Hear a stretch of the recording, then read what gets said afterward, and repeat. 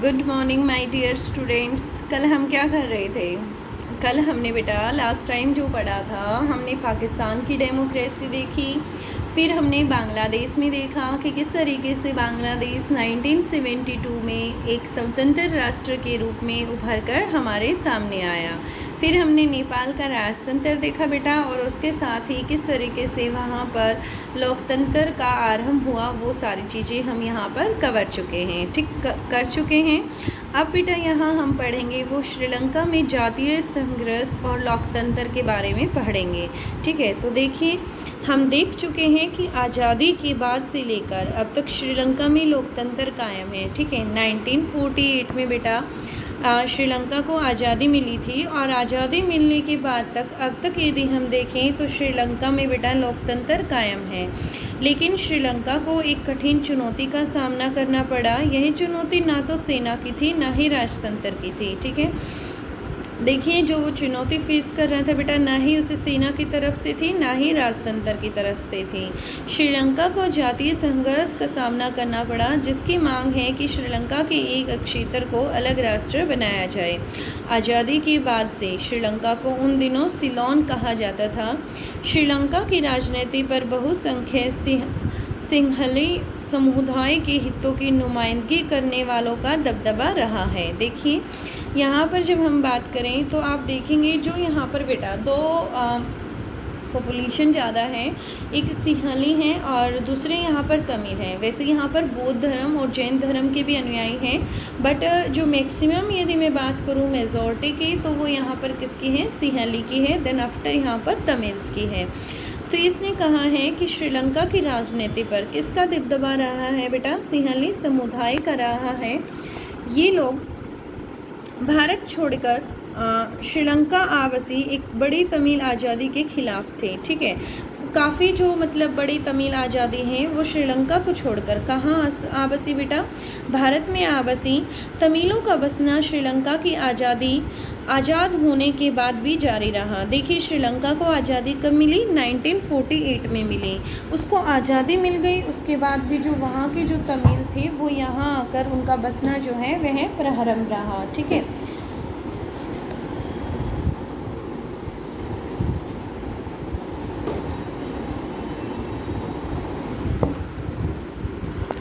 आज़ादी मिलने के बाद भी ऐसे सर्कमस्टांसेस रहे।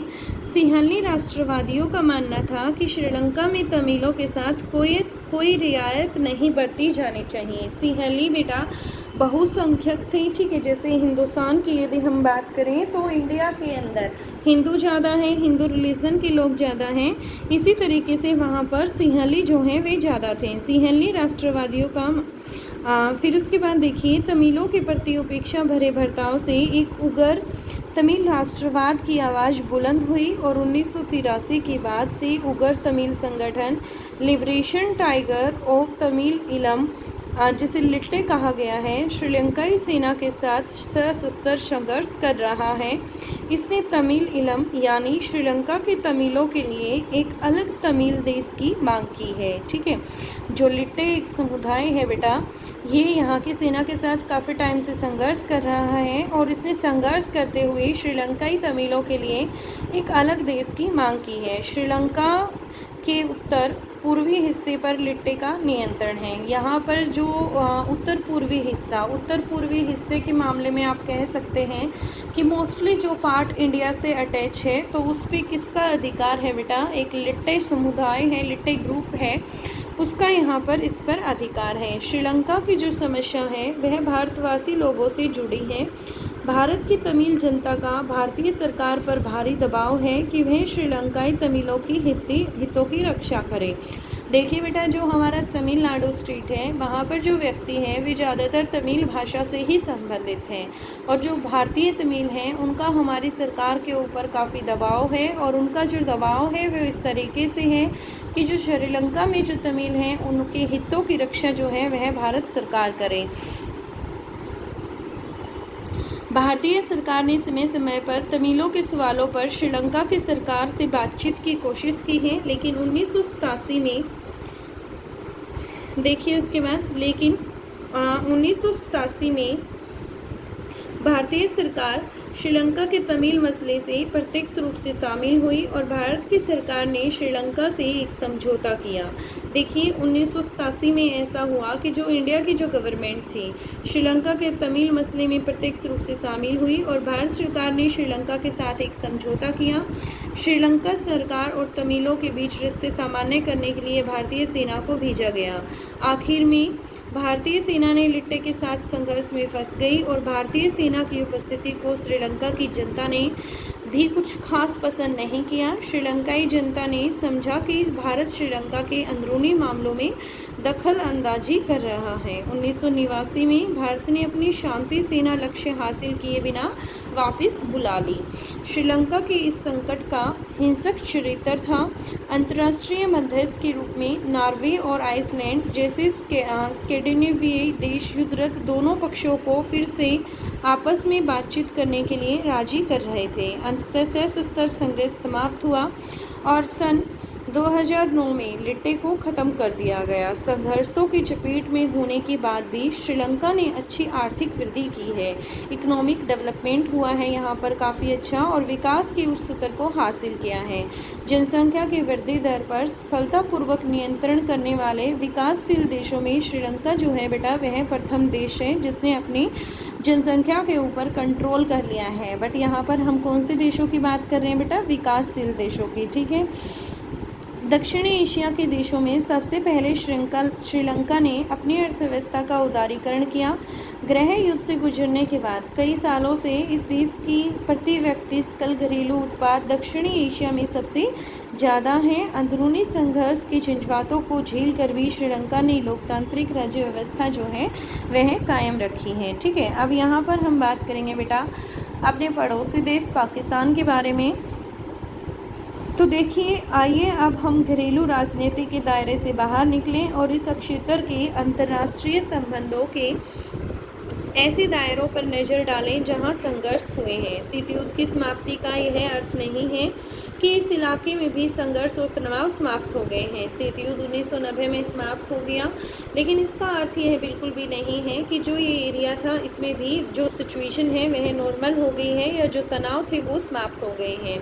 इस आंतरिक लोकतंत्र या जातीय संघर्ष के मसलों पर हुए टकराव को देख चुके हैं, लेकिन कुछ महत्वपूर्ण संघर्ष अंतर्राष्ट्रीय प्रकृति के भी हैं। दक्षिण एशिया में भारत की स्थिति जो है वह केंद्रीय है। इसी वजह से इनमें से अधिकांश संघर्षों का रिश्ता भारत से है।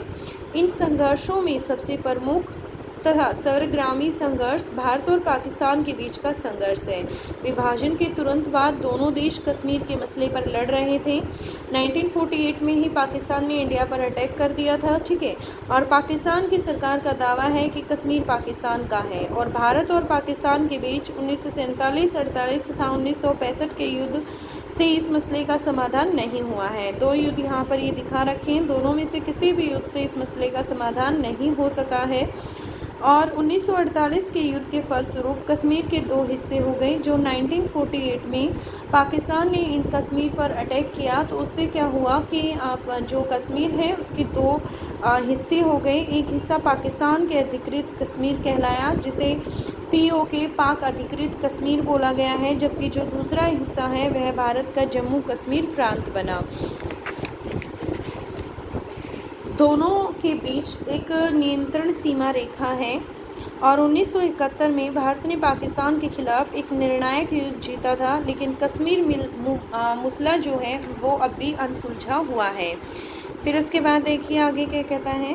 सामरिक मसलों में जैसे कि सियाचिन ग्लेशियर पर नियंत्रण तथा हथियारों की होड़ को लेकर भारत और पाकिस्तान के बीच जो है तनातनी रहती है। 1990 के दशक में दोनों देशों ने परमाणु हथियार और ऐसे हथियारों को एक दूसरे पर दागने की क्षमता वाले मिसाइल हासिल कर लिए हैं। इससे दोनों देशों के बीच हथियारों की होड़ ने एक नया चरित्र ग्रहण कर लिया है।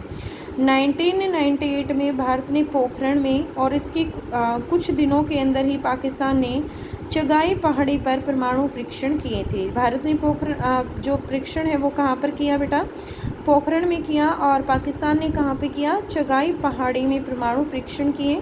इसके बाद से ऐसा लगता है कि भारत और पाकिस्तान एक सैन्य संबंध में बन चुके हैं और इनके बीच सीधे और सर्वव्यापी युद्ध छिड़ने की जो आशंका है वो कम हो गई हैं, लेकिन दोनों देशों की सरकारें लगातार जो है वह एक दूसरे पर संदेह की नज़र से एक दूसरे को देखते हैं। भारत सरकार का आरोप है कि पाकिस्तान सरकार ने लुके छुपे ढंग से हिंसा की रणनीति को जारी रखा है। आरोप है कि यह कश्मीर उग्रवादियों को हथियार प्रशिक्षण धन देता है तथा भारत का आतंकवादी हमले के लिए उन्हें सुरक्षा प्रदान करता है। भारत सरकार का यह भी मानना है कि पाकिस्तान ने 1985 से 1995 की अवधि में खालिस्तान समर्थक उग्रवादियों को हथियार तथा गोला बारूद दिए थे। 1985 से 95 में, ठीक है, उन्होंने उसे समर्थन दिया और गोला बारूद भी दिए थे।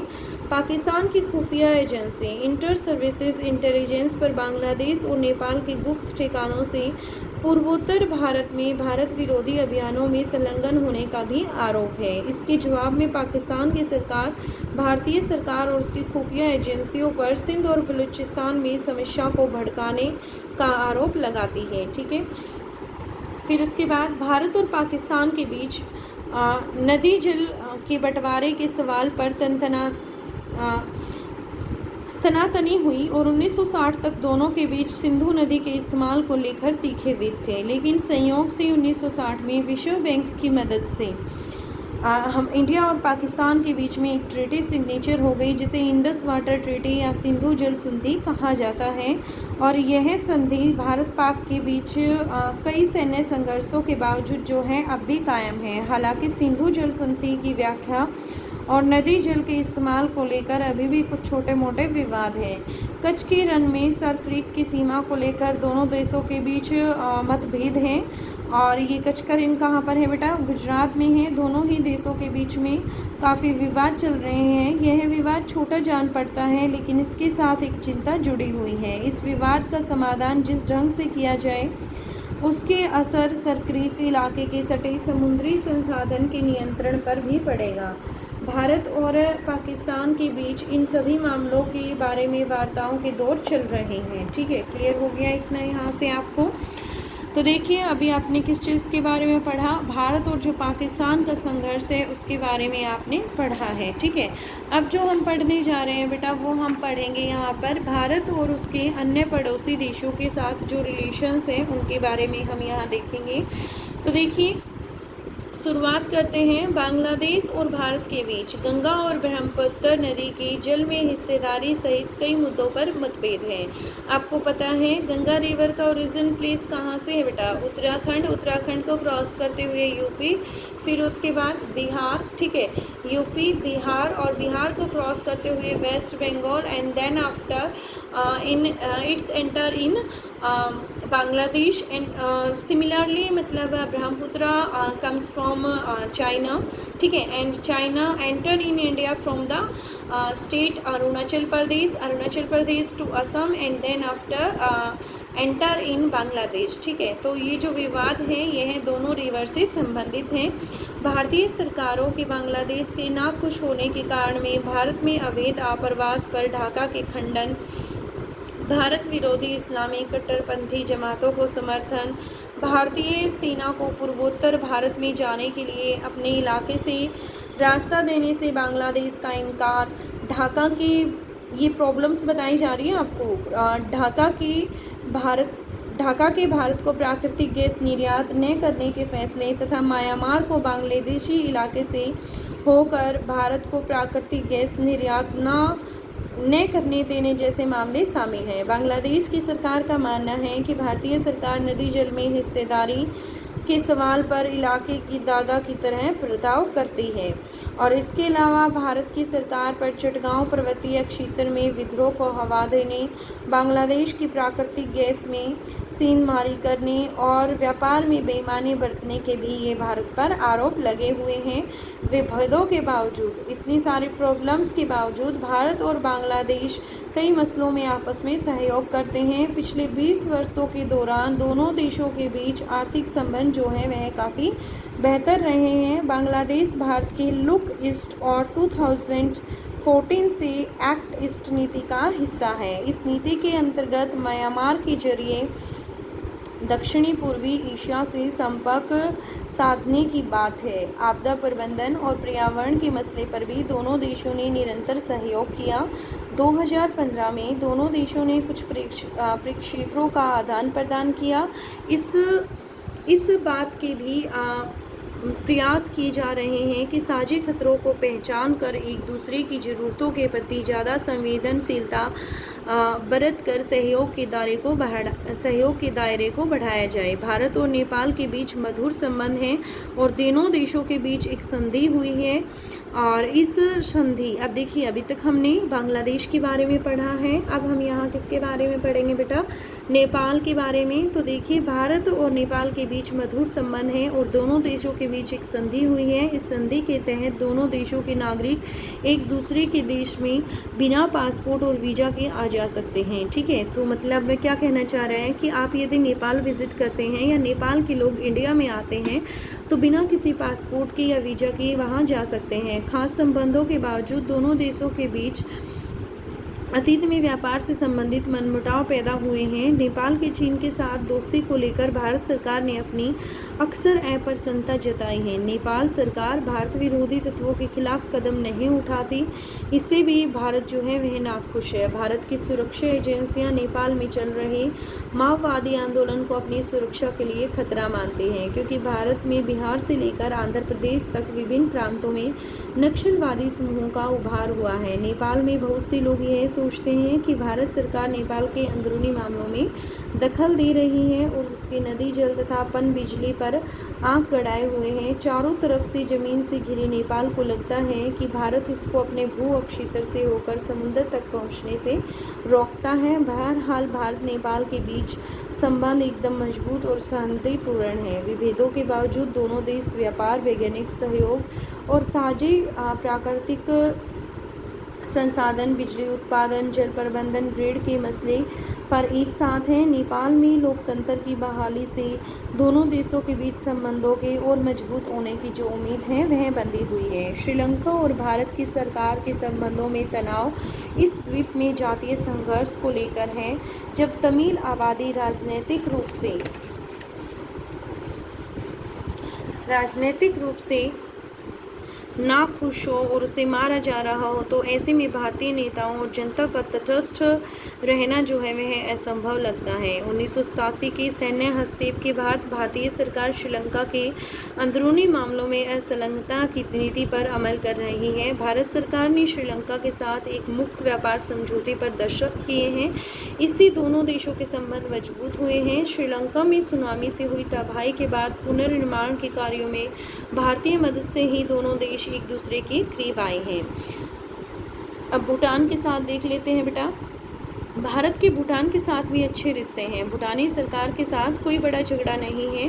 भूटान से अपने काम का संचालन कर रहे पूर्वोत्तर भारत के उग्रवादियों गुरिल्ला को भूटान ने अपने क्षेत्र से खदेड़ भगाया। भूटान के इस कदम से भारत को बड़ी मदद मिली। भारतीय भूटान ने पन बिजली की बड़ी परियोजनाओं में हाथ बटा रहा है। इस हिमालयी देश के विकास कार्यों के लिए सबसे ज़्यादा अनुदान भारत से हासिल होता है। मालदीव के साथ भारत के संबंध जो हैं वह सौहार्दपूर्ण तथा गर्मजोशी से भरे हैं। 1988 में श्रीलंका से आए कुछ भाड़े के तमिल सैनिक ने मालदीव पर हमला किया था। देखिए, 1988 में ऐसा हुआ था, कुछ जो तमिल सैनिक थे वो श्रीलंका से आए और उसने मालदीव पर हमला किया।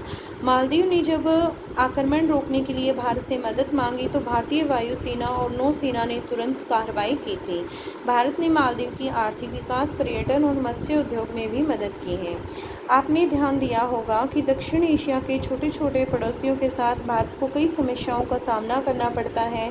भारत का आकार बड़ा है, वह शक्तिशाली है, इसकी वजह से अपेक्षाकृत छोटे देशों का भारत के इरादों को लेकर शक करना लाजमी है। दूसरी तरफ भारत को अक्सर महसूस होता है कि उसके पड़ोसी देश उसका बेजा फ़ायदा उठा रहे हैं। भारत नहीं चाहता कि इन देशों में राजनीतिक अस्थिरता पैदा हो। उसे भय लगता है कि ऐसी स्थिति में बाहरी ताकतों को इस क्षेत्र में प्रभाव जमाने में मदद मिलेगी। छोटे देशों को लगता है कि भारत दक्षिण एशिया में अपना दबदबा जो है वह कायम करना चाहता है। दक्षिण एशिया के सारे झगड़े सिर्फ भारत और उसके पड़ोसी देशों के बीच ही नहीं है। नेपाल, भूटान का तथा बांग्लादेश, म्यांमार के बीच जातीय मूल के नेपालियों के भूटान आप्रवास तथा रोहिंग्या लोगों के म्यांमार में प्रवास के मसले पर मतभेद रहे हैं। बांग्लादेश और नेपाल के बीच हिमालय नदियों के जल की हिस्सेदारी को लेकर खटपट है। यह बात सही है कि इस इलाके के सभी बड़े झगड़े भारत और उसके पड़ोसी देशों के बीच हैं। इसका एक कारण दक्षिण एशिया का भूगोल भी है, जहां भारत बीच में स्थित है और बाकी देश जो हैं वह भारत की सीमा के इर्द गिर्द पड़ते हैं। ठीक है, आज ये चीज़ क्लियर हो गई। कल हम इसका लास्ट टॉपिक करेंगे बेटा, उसके बाद ये चैप्टर आपका फिनिश हो जाएगा। ठीक है।